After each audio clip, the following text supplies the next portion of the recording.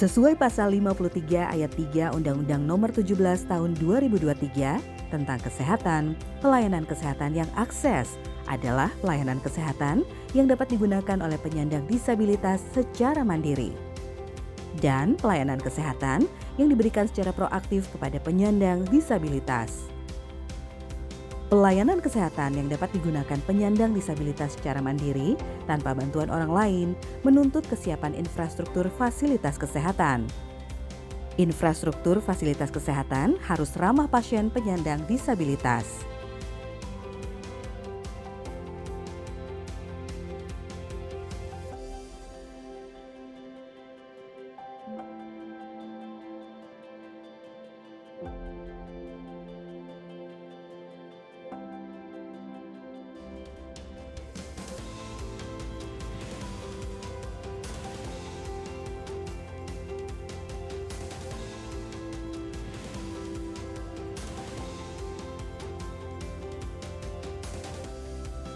Seluruh aspek pada lingkungan, termasuk bangunan gedung, harus didesain untuk memenuhi kebutuhan pengguna dalam melakukan kegiatannya. Desain universal bukan merupakan kebutuhan spesial bagi kalangan minoritas, namun merupakan sebuah kondisi fundamental agar terciptanya desain yang baik dan fungsional bagi seluruh ragam pengguna.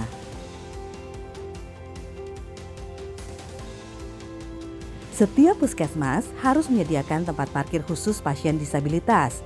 Tempat parkir ini harus memiliki lebar minimal 3,7 meter, memiliki penanda khusus berupa perbedaan warna, dan ada simbol disabilitas terletak di dekat akses menuju pintu masuk gedung, tidak digunakan untuk hal lainnya. Dari tempat parkir harus tersedia jalur pedestrian menuju pintu utama puskesmas yang bisa digunakan pasien disabilitas. Jalur pedestrian ini harus memiliki alur pemandu atau guiding block dengan warna kontras, lantainya rata, keras, tidak licin, tidak bergelombang, dan tidak ada penghalang. Jalur pedestrian ini memiliki lebar setidaknya 150 cm, dilengkapi tepi pengaman atau low curb, dan memiliki pegangan rambat atau handrail.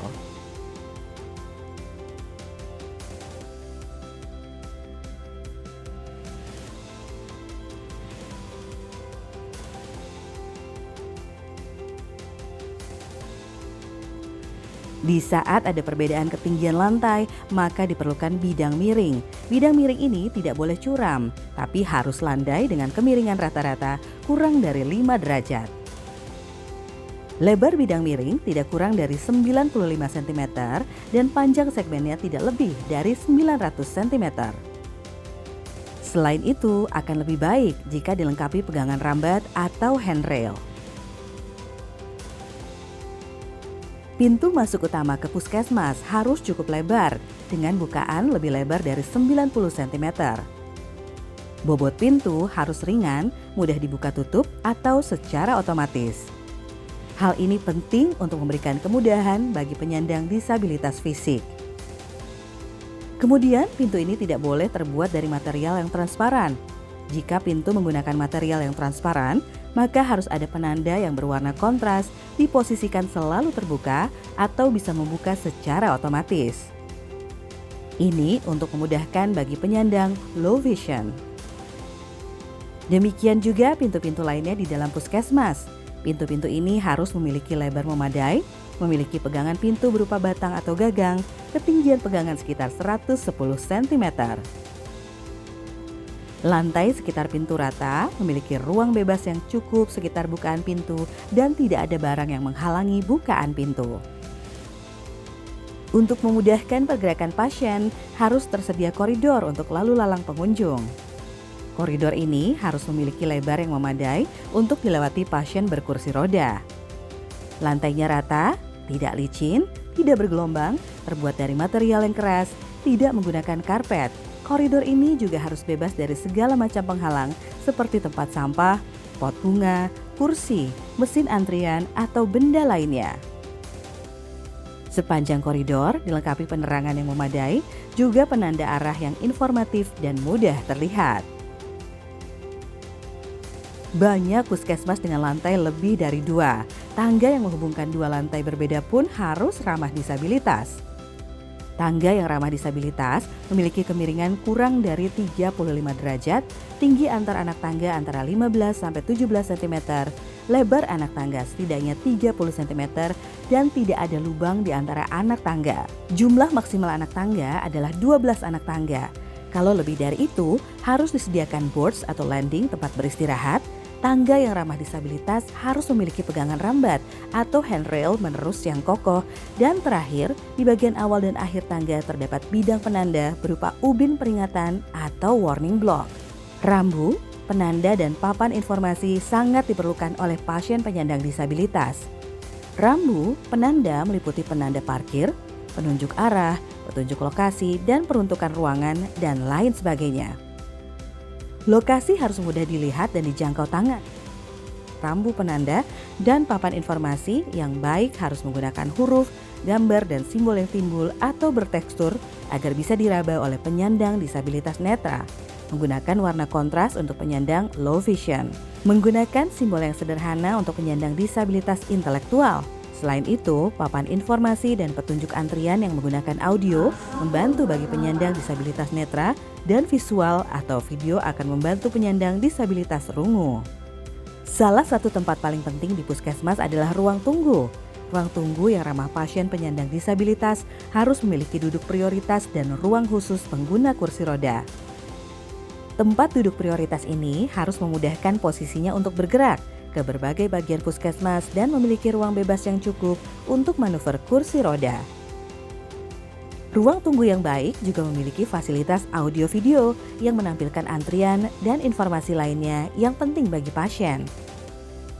Meja di nurse station, tempat pemeriksaan awal pasien, di mana pasien dipanggil, ditimbang, dan didata oleh perawat, juga harus ramah disabilitas.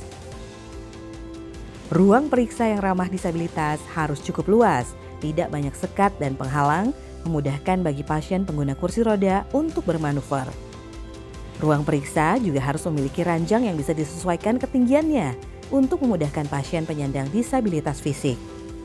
Untuk memudahkan komunikasi dengan pasien penyandang disabilitas rungu, di ruang periksa harus tersedia alat bantu komunikasi berupa alat tulis, handphone, atau monitor komputer yang memungkinkan komunikasi menggunakan tulisan.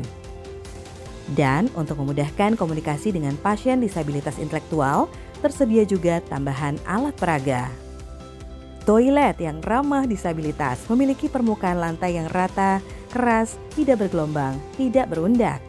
Material bertekstur dan tidak licin, luas ruang toilet harus cukup luas yang memungkinkan pengguna kursi roda bermanuver di dalamnya. Kloset yang digunakan adalah kloset duduk standar, dilengkapi dengan penahan tangan atau arm support di sisi kiri dan kanan dudukan kloset. Terdapat juga bak cuci tangan dengan ketinggian yang memadai dan menggunakan keran air dengan putaran batang bukan bulat. Hal penting lain dari toilet ramah disabilitas adalah adanya pegangan rambat yang kokoh pada dinding toilet. Kemudian, pintu toilet yang lebar dan membuka keluar memiliki pegangan pintu berupa batang dengan kunci yang bisa dibuka dari luar saat terjadi keadaan darurat. Keberadaan ruang tenang sangat penting bagi pasien penyandang disabilitas mental dan intelektual. Ruang tenang ini merupakan ruangan yang minim gangguan, jauh dari keributan dan orang lalu lalang. Di dalam ruang tenang terdapat tempat duduk atau berbaring pasien untuk menenangkan diri dan pikiran. Tidak boleh ada benda berbahaya di dalamnya, seperti benda tajam yang bisa dipakai menyakiti diri. Pintu dilengkapi kunci yang bisa dibuka dari luar saat darurat. Ruang tenang ini tidak harus ruang khusus, bisa ruang apapun seperti ruang konsultasi, ruang laktasi atau ruang musola, asal tenang, bebas gangguan, dan nyaman. Infrastruktur kesehatan yang akses dan ramah disabilitas adalah infrastruktur yang memandirikan dan mewujudkan kesamaan kesempatan bagi penyandang disabilitas. Jika memerlukan panduan untuk mewujudkan infrastruktur, puskesmas ramah disabilitas bisa merujuk pada Peraturan Pemerintah Republik Indonesia Nomor 16 Tahun 2021 tentang Peraturan Pelaksanaan Undang-Undang Nomor 28 Tahun 2002 tentang bangunan gedung. Untuk panduan yang lebih sederhana, bisa merujuk dokumen self-assessment puskesmas ramah disabilitas yang disusun Perkumpulan Inisiatif dan diterbitkan atas kerjasama Perkumpulan Inisiatif HWDI, Fitra, dan IBP. Selain itu, untuk memastikan bahwa infrastruktur puskesmas ramah disabilitas, maka pihak puskesmas bisa meminta bantuan, pendapat, dan masukan dari organisasi penyandang disabilitas dengan berbagai ragamnya.